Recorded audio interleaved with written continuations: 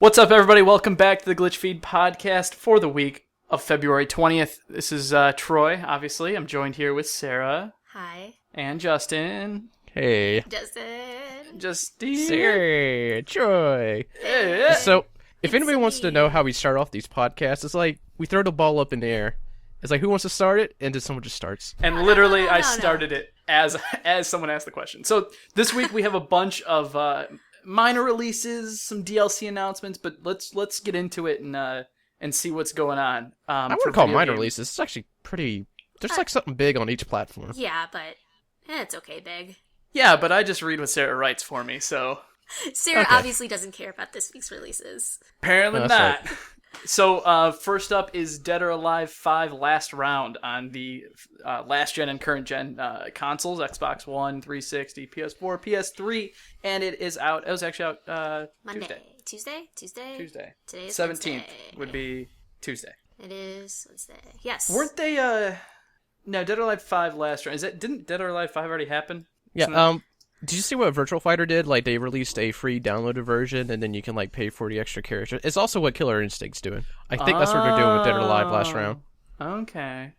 So you can go ahead and download it. You'll have, like, your set characters, and you can buy which characters you want. But didn't Dead or Alive 5 already come out?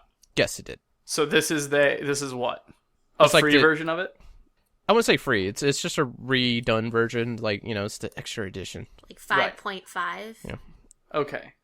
I like it. Like, Dead or Alive does it. It's a problem. Like, Street Fighter does it 5 times over for the same game. Yeah, no, I just look the other way. It's Capcom. They're silly. I'm with it. This is a pretty general thing. We see it with Dynasty Warriors all the time. No, I mean, They do, it's... like Ultimate Collections halfway through where they include all of the Yep. DLC, all the extra stuff. But what they're doing, they're just like, they're giving you a free package so you can experience, see if you like it, and then you can just kind of buy the parts you want for it. So it's an interesting model. I'm talking out my ass here. That's what I'm assuming this is. So say, are you sure? Because I don't know anything about this. No, I'm not I allowed think to it is. play. I read something about it a while ago. That's what I think it is. We're going to go with it. Now, isn't there's Dead or Alive coming out for PC though as well? I don't know, is that also this release, or is that the next Dead or Alive game? I have to say, no, because I haven't heard of a new Dead or Alive announced yet. You said there's one coming out for PC? Yeah, Dead or Alive. There was a whole thing a week or two ago about how the developer was asking that people have make moral choices when developing mods and things for the PC. And Oh, okay, that makes sense. Last round. No, it's last round. Yeah. It's this one. Okay. It is confirmed on September 25th for PS4 And you can and expect Xbox the... One. And all of the So pictures expect a are nudity mod, like, boobs day one. and Oh, yeah, it's Dead or bathing Alive. suits. Yeah, that's Dead or Alive. Yep. DOA 5 last round. Is not working with Xbox March 30th. One. With What are you Mad Cats reading? and Razer Arcade. IGN just said something 18 hours ago that the controller compatibility sucks. Well, that's last round. That's what came out today. So if you have Mad Cats or with Razer the- Arcade sticks, sorry, doesn't work. By the way, it looks like it's not a free download. It is $40 right off the back. Wow. That's the oversight. So next is Hand of Fate for the Xbox One, PS4, and PC. And this game, I also have no idea what it is. I literally just copied and pasted this list. That's fine. You are the worst. Wait, aren't Hand you? of Fate is It's an RPG. a Kickstarter campaign. Yeah. RPG Hand of Fate, which, as you may assume, it has to do with cards, like playing a hand. Does it? There's a guy with cards in his hands. God, we are so good at this. It literally, the summary just talks about the developers and doesn't say anything about the game. Okay, okay, so it basically, from what it looks like, is that you have a deck of cards. It's like Yu-Gi-Oh! Remember the old school Yu-Gi-Oh games? Hold on, I got this. No. Deck Do you building. remember the whole Yu-Gi-Oh games where you basically would play the card and they'd turn into creatures and fight on the field? Which yeah, is Yu-Gi-Oh! Gonna get into it. I know what you're talking about. I'm with you. You're with I'm me. back. I'm looking Yeah. at Okay. this now, and it's like you play a card, creatures come out, and then they fight on the battlefield. Okay. That sounds awful. That's Now, what I'm looking at. Well, it looks like they give you a map, you put a card out, you get your creatures, you kind of fight it out in a 3D arena. Isn't that what I just said?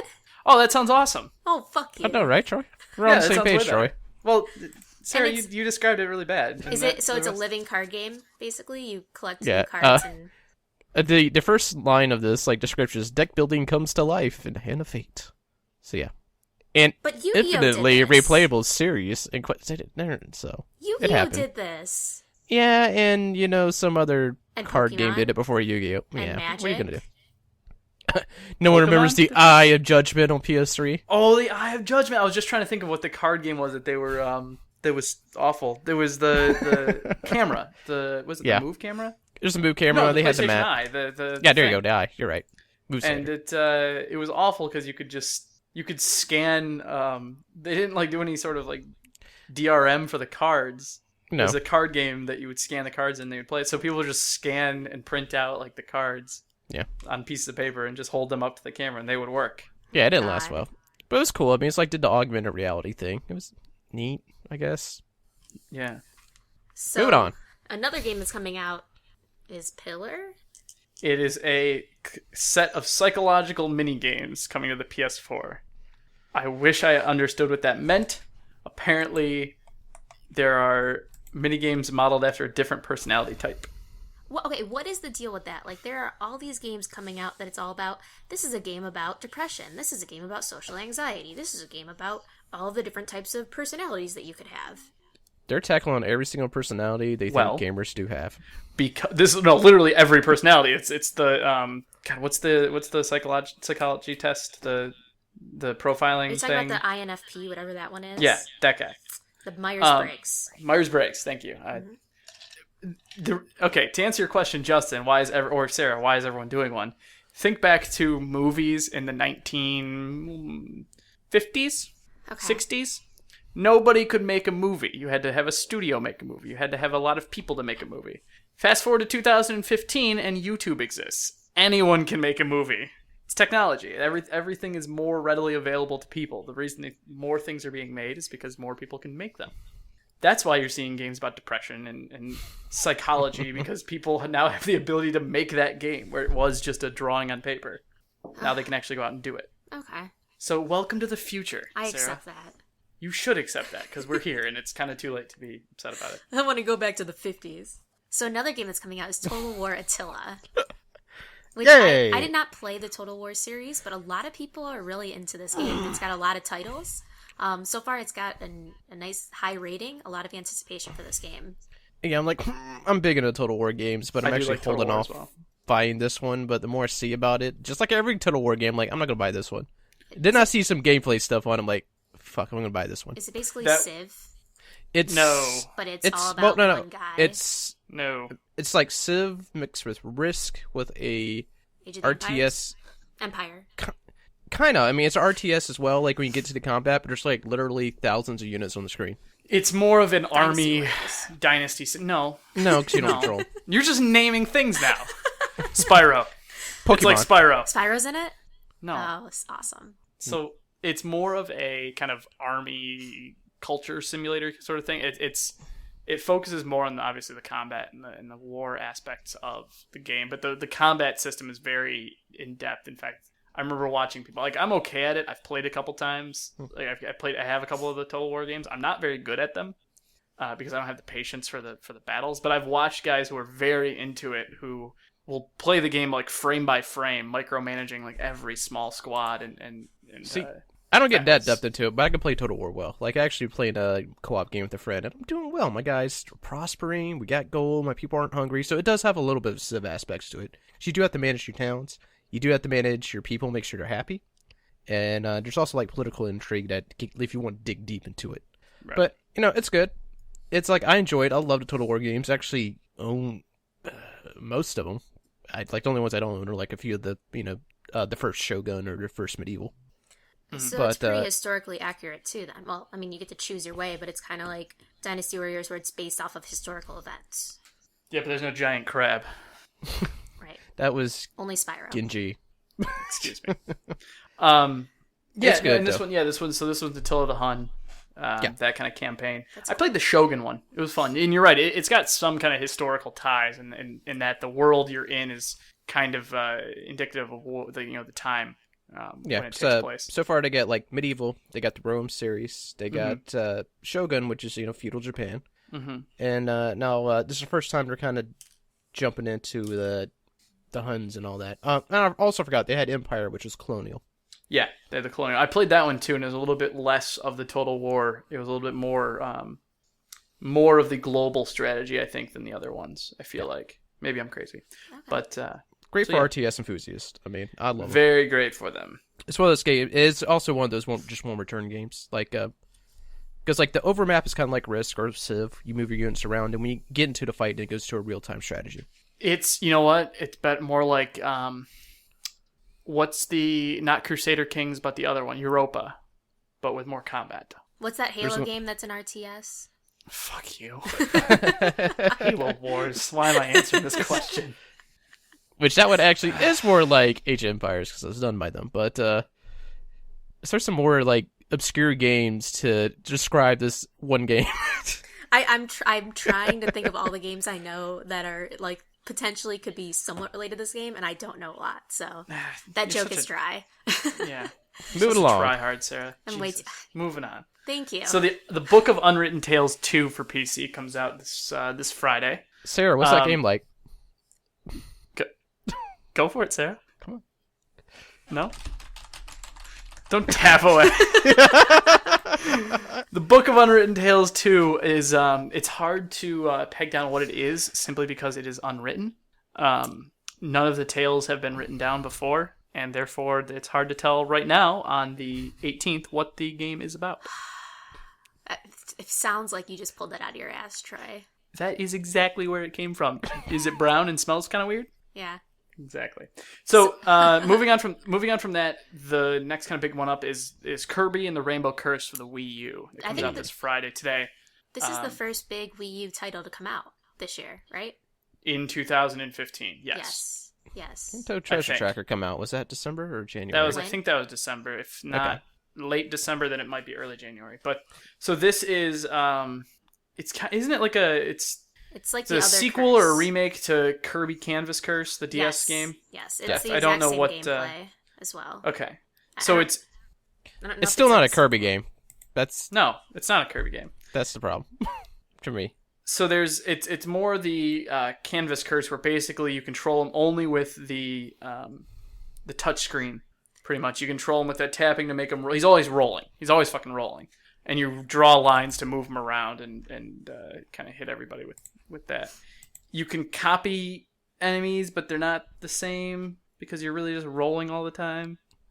I don't know. You just want a Kirby game where you can suck enemies I want a up. goddamn Kirby game. I've said this before. Yes, definitely. I just want Kirby I to just- suck things up and run around and do Kirby stuff and not. You know what I want? I want Kirby All Stars HD, It could Done. but happen. with more stuff. Get on, Nintendo. Get on it. So Nintendo, you're not just picking make- this up, No, What?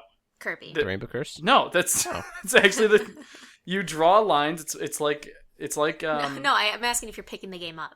Oh no, God, fuck no! I want a goddamn Kirby game. If they brought me Kirby All Stars HD with more stuff, I'd buy that. Hell, I would buy whatever console it is on because I don't own any Nintendo consoles right now, and then play it. Okay, well that's coming out on Friday. Yeah, so when this it comes is out. coming out on Friday. Another game that you said you were going to buy a console for that's coming out Friday is The Order 1886. Did you buy? Yes. Are you getting No. it, Troy? No. And I'll tell you why. Because people do not like it. It's No, kind of amazing the feedback I've heard about this game, especially with the gameplay and the time it takes. I think people have logged it to like 5 hours of main story gameplay, and half of that is cutscenes, is what It's they're definitely- claiming. It's definitely one of those interactive. God, what's the word I'm looking for? I don't want to say interactive movie, but that's what it is. It's like, it's a lot of yeah. cutscenes. It's Metal Gear. yeah, there you go. And A lot of and cutscenes, some gameplay in between, but they aren't supposed to be mixing the gameplay up. It's supposed to be different. I mean, it looks fantastic. the Wasn't devs, that more like Evil Within? Wasn't What's Evil Within more of like it was shooter? It was a shooter, but it was more about the story. yeah. And Evil then- Within was just a straight. It was damn near Resident Evil 4, if not exactly. Oh. I mean, for good reason to me. I But- didn't play it on account of the scariness. Yeah, Jesus. you should play it. I should not. It's a scary game. Yeah. And of course, it's Don't getting like hit right now because somebody Release the got it full early. play. Yeah, ignored the embargo, put up the full play. People they didn't actually watch the full play, but it was up just long enough for people to add up the timer. It was about 5 hours. You know what? Good But- for them for breaking the embargo to basically publicize the entire game. I thought Yeah. they just showed a picture of them, a screenshot of their scheduled games, and saying, "Here's my 17-part full play of this game," so people could see how long it would be. It might have been that too, but that's still breaking the embargo. Now, what was interesting about those, the devs came back and they're like, it's like 8 hours or maybe 10 if you take your time. But they basically said, if you don't like that gameplay length, just don't play it. Like, they're like, whatever. We feel that this game is quality over quantity, and it's justified to have that length of time, and that they focus on that gameplay experience. And gamers will get it because they want to play it. And if you don't want to play it, whatever. Like, and if you want to, just rent it for a weekend or use GameFly or something. Like, if you don't feel like it's justified to pay $60 for an 8-hour game that you're only going to play once, just rent it. Just what it? Rent. Is that a thing still? Yeah, I have a family video down the street where I rent games. A family what? Video? What's a family video? Blockbuster? What's a Blockbuster? It's a place where they have copies of games and videos, and you can pay a minimum amount of money to have it minimal? for a few days. How much is a Blockbuster rental anymore? What is a Blockbuster? Okay, Yeah, what is a family video now. rental in 2015? Family video, you can rent it from 1 night, 3 nights, or 5 nights for a video game. What is a 3-night rental in 2015? $5. $5. But if you can beat a game in 3 nights, You know what hasn't changed with inflation? Video rentals. In the last, 10, 15 years. Because I remember when it was $5 for 3 days still. That I don't number know. has Actually, not changed. Best Buy, they changed it. Not Best Buy, it's Blockbuster. Best Buy. Well, Blockbuster. Blockbuster's Yeah, closed. and it There's a doesn't reason why they're exist shut anymore. down. 'Cause they tried to adjust and, it didn't work out. Now look what they've done. They don't People even are- exist. they're trying to push Anyways. the GameFly thing. No. But yeah, so that's the solution. Go to your local family video and rent it, and then pay $5 to play it for a weekend, and then just not worry about it anymore. Well, key thing is, like, game length doesn't determine value of a game. That's all up to you. But It does to me. it I doesn't. will tell you why. Go ahead. Because if I buy a game for $60 and I only get like 4 hours or 6 hours of gameplay out of it, and it's not replayable, I'm disappointed.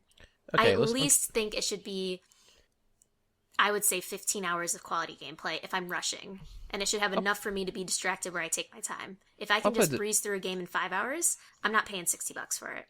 Honestly, for me, it depends on the experience it gives to me. Because there are some very short games out there that leave such a strong experience with it. Like for, say, Journey or Brothers, Tale of Two Sons. But you're going to replay it for that experience. I will Right. not. It's one of That's those weird. things that you got the experience, it hit you that hard, you don't need the experience again, but it That's left it that much on you that... How much did you pay Nope. for Brothers? How much I paid for Brothers? Free because it was on Xbox Live with Gold or Exactly. something See, like that's that. the point. But you don't pay $60 No, for PlayStation Brothers. Plus. Journey Or was like, some what, PlayStation. $20? Still, It was like 90 minutes. So it really depends. And same thing about Order. It's going to have collectibles. It's going to have different difficulty modes. You're probably going to play it again. Yeah, I think people are just freaking out because they assume that length equals lack of quality. But if a developer is sitting there thinking, no, I'm not going to reach for 40 hours. Like, we don't want to shoot for 40 hours. That is not our goal. Our goal is to create a fun, innovative, immersive game that people are going to enjoy playing, that they're going to be so distracted they're not going to notice that they only played 8 hours. Yeah, exactly. And actually, I guess the older I get, more responsibility I get. I don't care if a game's short. I actually kind of like it. I can play it. I can get the experience. I can move on to the next thing. I don't have to play like an RPG that takes 40 hours, which I just don't have time for anymore. Yeah. So that Right. happened. I mean, that's been all over the news of people flipping out about it. Yeah. Yeah. I mean, rightfully so. It is a short game, and Yeah. Anyways, you will hear more about it. I think the embargo actually lifts tomorrow. So think actually, you'll so. hear about it before you listen to this podcast, probably. yes. So you'll probably hear a bunch of people either saying it's great or awful. Okay. And it's not worth it. So, great. So, final thing that's coming out for Xbox One on Friday is Roundabout, which we talked about in previous podcasts. It is a driver that has live action cutscenes. We did. Someone who went to RTX and RT Side Quests played the game and told us all about it after she played it. Oh, right. Yeah. Yeah, I've seen a couple. Watched one of the trailers. It actually looks kind of cool. It looks I would be interesting. down. It's fun. I kind of like what PC they go for those like classic crappy live action PC, which is fantastic. I like that. They don't take themselves seriously. No, it reminds me like of old like Command and Conquer cutscenes. Yeah. I'm Okay, down well, with it. Yeah, so that's all that's coming out this week, or is already out this week if you're listening to the podcast. Another thing which has been going on a lot is we've gotten some announcements, and the announcements we've seen or have been rumbling around this past week is a lot of patch announcements and DLC announcements. So the first thing that was talked about last week was Dragon Age Inquisition is coming out with its biggest patch to date. And the patch is basically it's so big and they are so worried about issues and errors is that they are beta testing this patch by PC players so that they can make sure that they are able to be responsive to patch errors before it goes public. And this will then roll out to all of the other systems of the game, and it will include the Skyhold's Undercroft area where you can save your items. Finally. And you can buy items. It also will include tinting items. It will include shopping at the Black Emporium, which will have new crafting materials, new schematics, some cool weapons. And finally, we'll have the Mirror of Transformation. What is that? It's basically where you get to, in single player, and redesign your character? The voice and the face. Yes, I think. That's good. Yes. That is good, because going on. I got annoyed with something I tried to fix and like restarted 5 times over and like, I like the first one better, but the more I played, the more I got annoyed with it. Now I can change it. I'm happy. Yes, so that's happening. You can opt in at Dragon Age Keep website. I think I'm going to be opting in just because why not? But that's the big patch that's coming out. So I know a lot of people are probably going to be excited that you get to change your character. Yeah, I wasn't too happy with what I picked, like halfway into the game or however far I got into the game, and I'm like, I don't really want to start over. I guess I'll just go with what I have. I'm happy that you finally got personal storage. Yeah, because that was weird. I noticed that too. I'm like, do you have to sell it or do you have to hold on to everything? I guess I'll just get rid of all of the stuff. Yeah, and I got a lot of like crafting materials that take up a lot of room. I can just dump. So I'm good. I'm happy. I'll play it. So the other patch that was coming out was the AC Unity patch, Assassin's Creed Unity patch. The big news on that was it drops all of the companion app and web application dependencies from the game, which is fantastic. I'm so happy they finally dropped that stuff. So, I am too. What did the web app basically do, or the companion app do? So Unity was basically you're walking around the world of you're walking around Paris, and there are all of these chests that are locked, and they say please use the unlock this chest using the companion app. The Initiate companion app. Initiate and companion app. Yeah, the Initiates or the companion app that was on like smartphones and everything. So basically you would play like essentially what was the gameplay mechanic I said of late 2014, the garrison like follower missions and stuff, that kind of thing. They had that, and I think I talked about it when I got Assassin's Creed back in late December-ish. And you would basically have to send your initiates out, and they would loot stuff and then come back, and then you basically, if you leveled them up enough, you could send them on missions to unlock these chests in the real world. Being Assassin's Creed world. It was awful because you basically were time locked to how long these missions took, and then you would you could purchase gold, or you could purchase gold and pay to play, and it was basically like adding a freemium game onto an already paid game, but not making it mandatory. It was all like cosmetic and weapon and armor kind of stuff that wasn't really necessary, but when you're running around, they're all over your map of like, there's a chest here, there's a chest there. Can't open them because you have to play the game on the app and everything. Are they the same symbol as regular chests? They're the same symbol with different colors. So like the red ones are the initiates and the blue one are the companion ones or whatever, but they're still there. Like, so for someone like me who likes to complete kind of sections of the map, they're still there. I can't not collect them. That's annoying because I'm the same way. I like to do a mission, then spend some time clearing the map, then doing another mission, then clear the map, and I like that 100% map clearing. Right. And then the other issue is like, you basically would have to play the app while you're playing the game, because it's the only way you could like time it. Otherwise, you would be basically, unless you're playing the app, every waking hour you're not playing the game.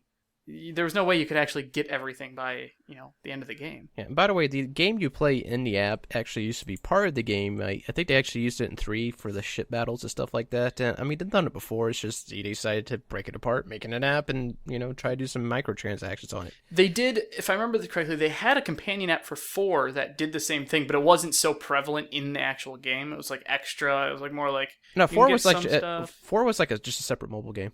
Okay, but it didn't have a connection to the game? Actually, I don't believe so. You could read... No, it didn't affect the game, but I think you could read all of the extra stories and stuff. Yeah. Oh, okay. The files. So it wasn't. So it was integrated, but it wasn't Nothing really terribly. Yeah, nothing in the actual game was locked behind a wall that you had to complete using the mobile app, unlike Unity here. Yeah, Unity kind of took that to the next level. That's and ridiculous. Forced it. So And well, actually, thank let's God touch. it's gone. Yeah, I mean, not just the app. They also said initiates, which was another pain in the ass part. What initiate was? That's right. The web thing. Yep. It's a website that you logged into. It's supposed to track all your achievements or actions you've done across all your Assassin's Creed games. Oh yeah, But they've been pushing that for a while. Yeah, it never worked. Like, it never play. picked up your old stuff. And when it did, it didn't pick it up completely. It never picked up your progress in Assassin's Creed 4. It barely picked up what you did in Assassin's Creed Unity. Like, it hasn't worked since they launched it. Actually, it worked before Unity came out. It didn't. I don't think it worked too well with 4. It kind of worked with 4, but All I know is, like, I actually recorded all my Assassin's Creed 1 through 3 stuff fine. And then after Unity came out, I lost all that progress.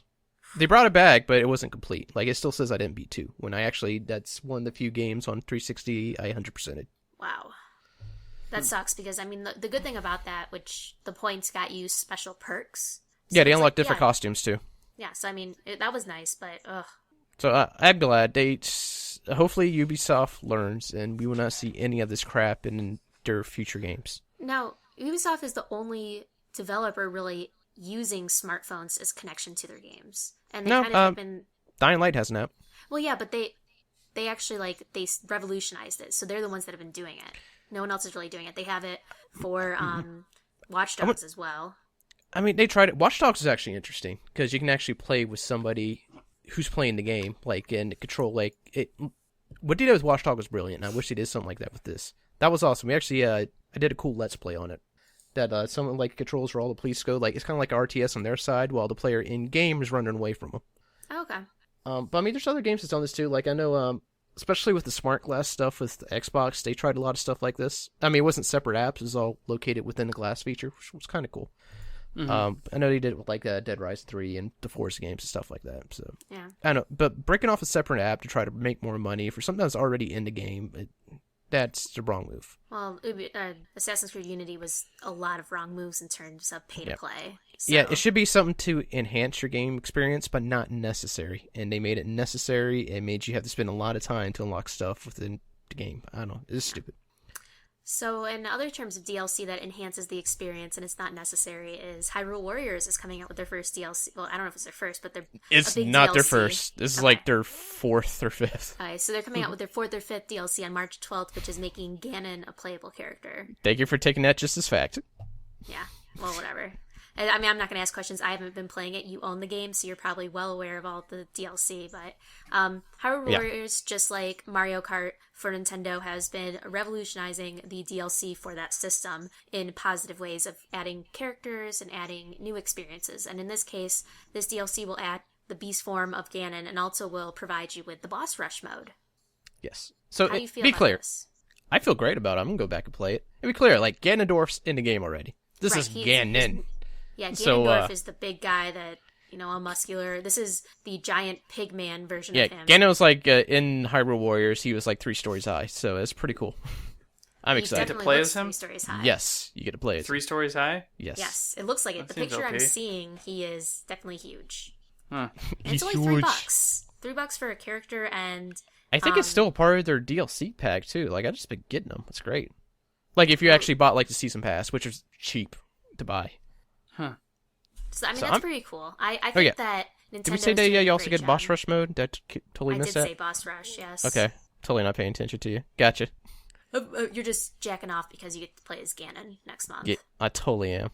Oh yeah. Okay, so that's in terms of this is our first DLC. Another DLC that's coming out is our favorite game. Troy loves it. The Evil Within, the Assignment DLC, was teased by Bethesda. Gross. I'm glad you're... I watched like 10 seconds of the trailer. I'm like, no, I'm good. You guys can keep this one. I am glad there's still, like, actually, I imagine they were doing DLC for it. I haven't really seen much on it, but it's good that they're definitely doing, like, a significant DLC for it. It's a game I still need to finish. I have it. I was gonna say, Justin, do you have this game? I do. I screamed like a girl while I was playing it, but I enjoy it. Yep. See? I'm sorry. See why I don't play it? Right Okay. there. That's why. I enjoy it. I mean, it's good. If you're a fan of Resident Evil, more so the Resident Evil 4. 4, not 5. And definitely not 6. 4. Pick it up. I mean, We know why it has that pedigree. It's a good game.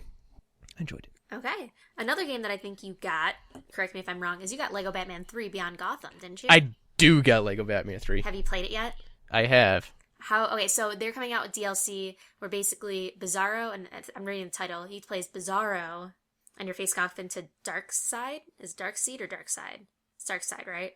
That's one of the great mysteries of life. But Sorry. it's basically like the fans. alternate forms of a lot of the DC characters. Because I think they also have like Zombie Batman, Wonder Woman, alternate like Cyborg. It's the Bizarro. The Bizarro world is basically the alternate world Bizarre. of the characters. Yes. So you get to play as Bat-Zarro, the world's worst detective, Bizarra, Psy-Zarro, and Green Zarro as they save the world from destruction. And it's available. It's another $3 DLC, and I'm assuming because you're fighting against Darkseid, you are actually going to have a whole new world and everything. So you say that. Sadly, with all the expansion packs for Lego Batman, they all like just contain one little extra it's a stage. new area, right? Yeah, It's not. I wouldn't say a stage. It's just a small little stage. Like it's actually shorter than like one of the other stages. It kind of sucks. It's like just limited time that you need these characters, but you can still play through them. Oh, sorry, I screwed that up. But like most Lego games, you get to a point where you can just like play through the whole game with all the characters you unlock. So I'm excited. Fun. It's more Lego I characters. enjoy the Lego games, and there's probably gonna be a lot of humor and stuff too. So. Oh yeah. Oh yeah. So finally, in terms of announcements, after that is we're done with the upcoming DLC. It's basically an expansion, Binding of Isaac Rebirth, which Troy and I, Justin, you played this? Yes, PS4. I think for the same reason you have, got it on PlayStation Plus. Yeah, so Justin and I got it for PlayStation Plus last year. Troy picked it up this year, and he has a lot of experience in the old Binding of Isaac, but they have just released additional details on the upcoming expansion titled Afterbirth, which a lot of people have been excited about because it includes a lot of new things. So, Afterbirth, yeah. So there's going to be 100 plus new items, which those are the items that you pick up and your character gets all those alternative forms. There's a new gameplay that's going to change how you play. There's 10 new challenges. There's a new playable character, a new alternate final chapter, new alternate floors, a new game ending, new final bosses, tons of new regular bosses and enemies, a bunch of new pickups, which include cards, pills, and all that stuff, new achievements and rewards for beating the game on hard, new co-op babies, new transformations, and they predict that all of this will add another 100 to 200 hours of gameplay. That's a boastful, generous thing. Well, I mean, hardcore fans definitely, maybe. No, I think it will if you are seeking to get everything out of this DLC, which means find all the items, beat all the bosses, get all the transformations, unlock everything, based on how the game is designed, it will add 100 to 200 hours to complete that. Oh no, like games definitely are highly replayable. It's just 100. Yeah. Okay. I think so. If they added 100 new items, and on top of all the items in the current game, I'm not gonna bait it. Just never mind. I'm dropping that subject. But additionally, in terms of people that like the original Binding of Isaac, I guess they just did an update for that game too. That's awesome. Yeah, I just saw there was something more content for the old Binding of Isaac as well recently. Yes. So basically they found the old files and they updated it for a few modded bosses and other patches, and it's a free update for everyone who owns Wrath of the Lamb. Which one's Wrath of the Lamb? Is that the expansion? Yeah, the original expansion. Okay. I don't remember the names of all the old old Binding of Isaac content. Okay. So, I guess that's going to add some cool stuff in terms of the original game. Maybe a good way to go back and pick up the original game and enjoy it that way. So that's Binding of Isaac. I'm pretty excited about that. I would probably pick up DLC for Binding of Isaac if it's available. Just because they seem like the developers want to try a bunch of new combos and make it really fun and exciting for players. So that always excites me. And this is just like straight, they're just giving you DLC, right? It's not like you actually pay for it. I think you have to pay for it. Yeah, well, that's so cool. I mean, it's well worth it. Definitely a highly, highly replayable game. It seems like this could be its own game with what it's adding. Yeah, I gotta agree. So that's my feeling on it, and that excites me. It's better. I mean, I guess it's only $3 for the other ones, but it's like Bizarro update for Batman is one area. This is an entire new, like with all of the algorithms and all of the options of what you can unlock with your character, this adds so much more. So that's cool to me. That's all I got for announcements. Yeah. So, back to you guys with some of our bigger discussions of the week. So, the big one, I guess, is the whole Nintendo Amiibo thing.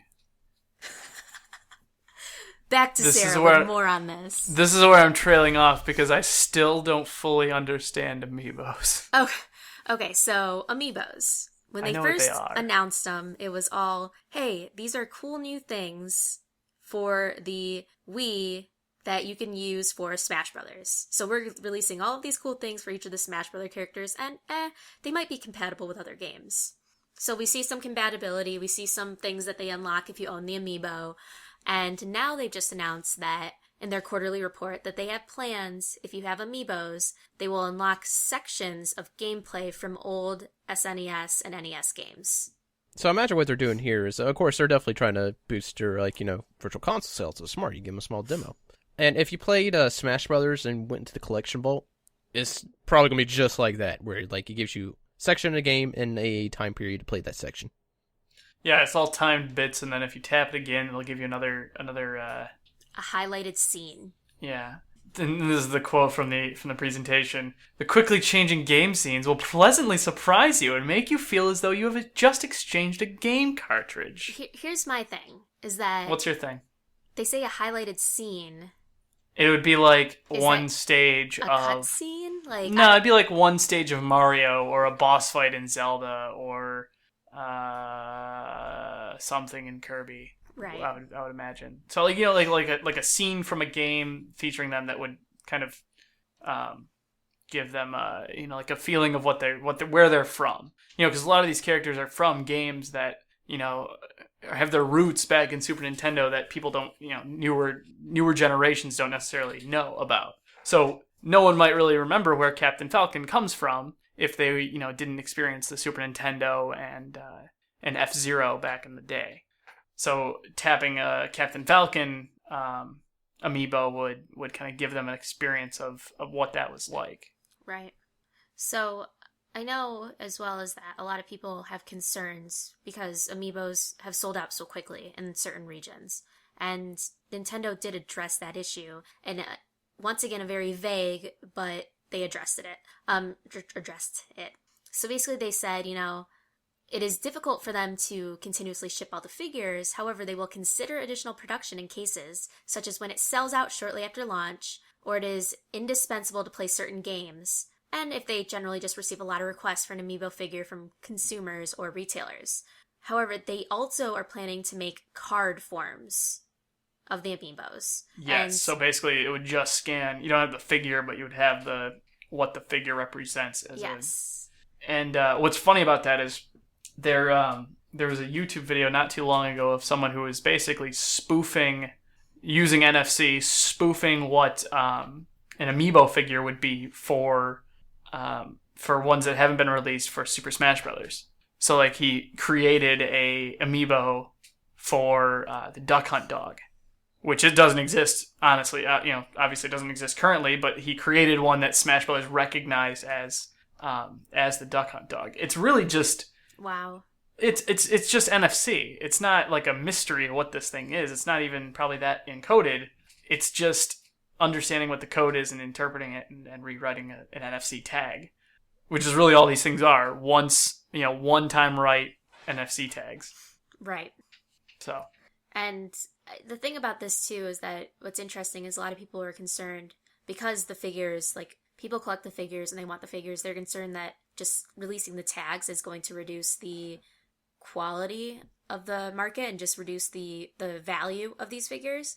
I actually I was in Walmart today. They're so smart, the people that work at Walmart. But the guy basically said they're going to release 100 card packs, if that even makes sense, of these amiibos. Does not. Yeah.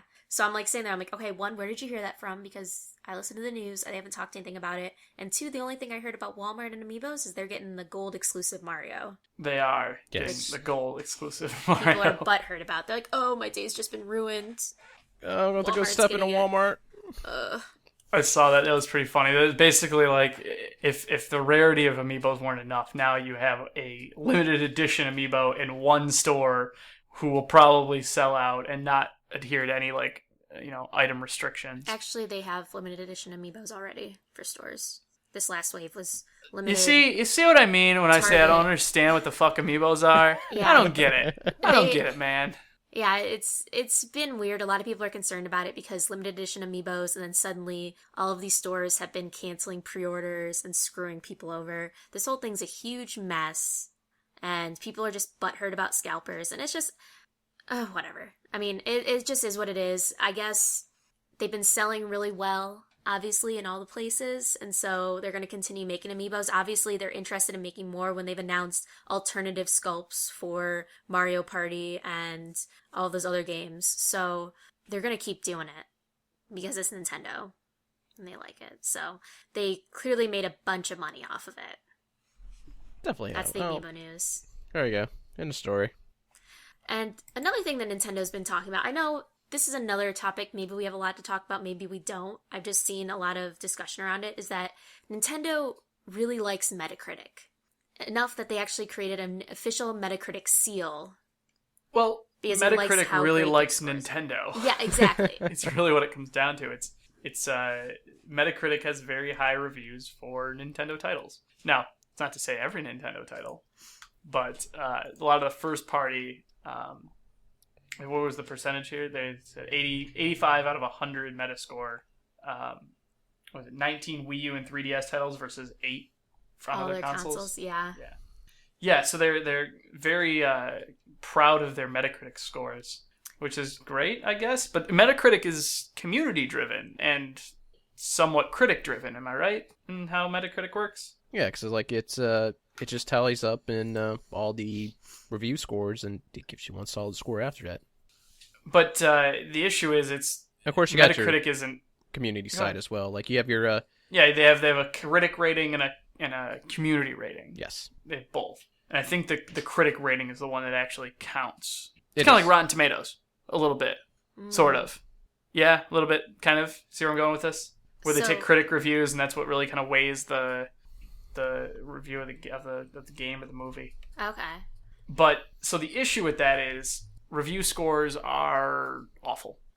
Right. It's not good. So how do you feel, like, do you use review scores as a factor in determining if you're going to purchase a game?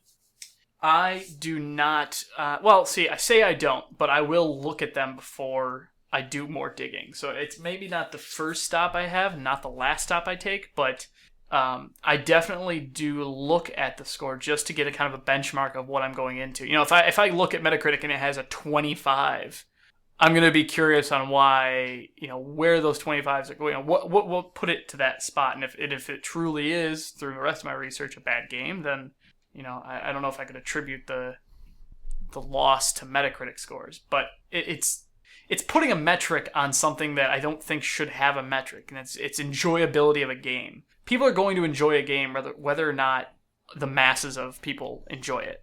And it's putting a sales metric and a target goal on something that really isn't forecastable. It's not achievable until the game comes out. Right. You don't know how your game's going to do until it releases.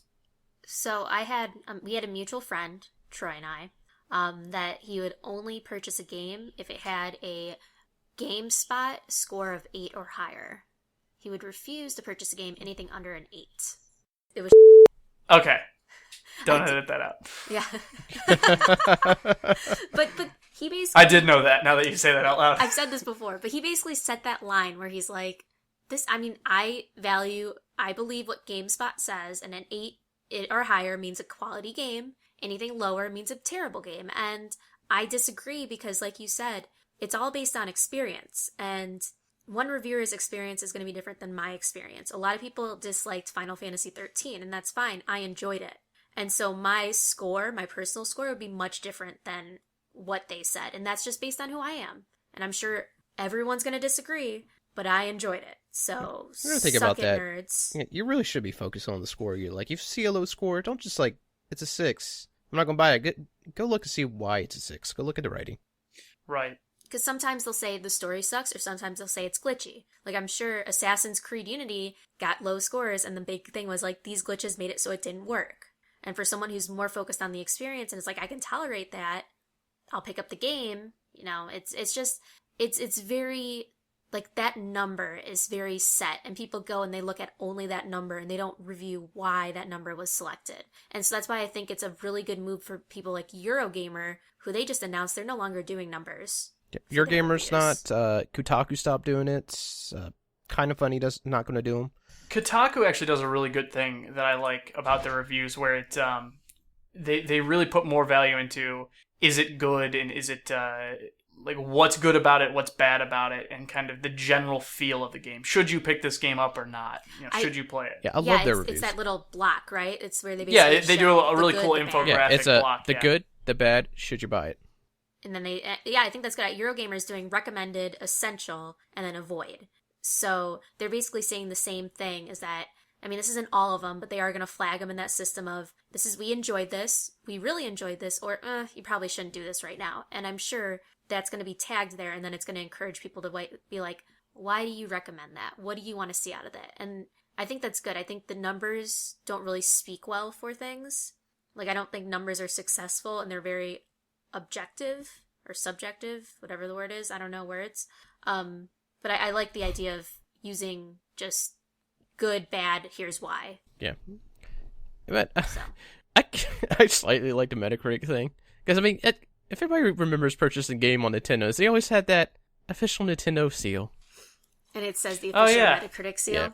Yeah. I saw that. I'm like, oh, that's cute. It's like, oh, Nintendo looked at this game and they allowed it to be on their system. That's cute. Which didn't really mean anything. It's just a lot of crap games for Nintendo that has it. Like, you couldn't publish a game on Nintendo unless you had the seal back in the day. I mean, and there's always the bootleg games, or the ones like in black cartridges, or, the ones that don't look quite right. The seal looked really good on the Nintendo 64 boxes. It's very prominent. That's cute. It's definitely a nostalgic thing. For that alone, I kind of like it. I'm not gonna lie. So yeah, that's all I have on that. It was just, it came up this week. I mean, Nintendo's been they've had a crosshair in terms of news because of the whole Nintendo's just YouTube issue. Giant roller coaster of gaming. I mean, they ride that thing up and down. Yeah, they really hit high and lows, really, really high and really lows with news, gaming news especially. If they're at the top, they're just like riding the clink clink thing all the way to the top, and that drop's coming immediately after. Yes, it is. And yet they still end up finishing strong, it would seem. I don't know. They always when end you up work on that top. hard, you have to finish strong. Oh. So guys, now we're running out of time and innuendos. So let's see what you guys have been doing this past week. Troy, what have you been up to? Innuendos. Yeah. I have been playing an unhealthy amount of World of Warcraft. Shocker there. It is a shocker there. I picked up Game of Thrones. Telltale. Game of Thrones. Let's talk about your argument that happened this last weekend. Okay, so here was the plan. My girlfriend and I picked up Game of Thrones because we were snowed in Boston. And really? Eating? I'm not eating. So I'm we putting picked up together miniatures. We picked up Telltale's Game of Thrones, and we played through the first chapter, and it's I don't like Telltale games. They're too stressful for me because I don't like making decisions on the spot. So it's really like, oh god, what should I say? What? Okay, I'm going with this one. Just go with it. I wish I hadn't done that. And like the dread when it says like they'll remember that is fucking way too much pressure for me. So we decided to play it as a committee, and it led to just just arguments over what decision we made and why we made that dumb decision.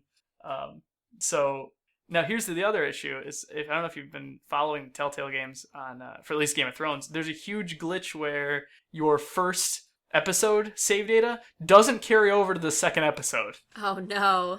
And we actually got like two chapters into the second episode and going, that's not what we said. That's not the decision we made in episode 1. And watching like the last time on Game of Thrones thing. I'm like, we didn't make any of those decisions. So I just found out like the other day that that's an issue that needs to be patched. So we're probably gonna have to go and play through the second episode again once it gets patched. So that'll be fun. Really? Because I actually got into that second episode this weekend as well, and the last time on Game of Thrones parts that did carry over for me. What were you playing it on? Xbox One. I'm playing on Xbox One. Did you pick all the choices that were? Are you totally certain that all of your choices came over, or did it just happen to be the ones that were saved? We'll talk afterwards and discuss what ones. We'll have to. By the way, my Xbox One totally just cut on. Xbox on. Yeah, that's what happened. Well, if I say Xbox One, it cuts on. It thinks it's one. Yeah, like it's on. every time there's people. It does. Every time there's an Xbox One commercial on, it cuts on. Nice. It sucks. All right, so that's what I'm doing. And I rambled for way too long. Do you guys Sarah, like my X-Men or my X-Files song in there when you guys started getting all intense? No, we're gonna cut it out. That's so, okay. Justin, what are you doing? Sarah lost her turn. I did play the second season of well, at least the first chapter of the second season of Game of Thrones. Second episode, yeah. Yeah. Thank you. Episode. Yeah. Finished Dying Light. Happy about Nice. Still haven't finished that.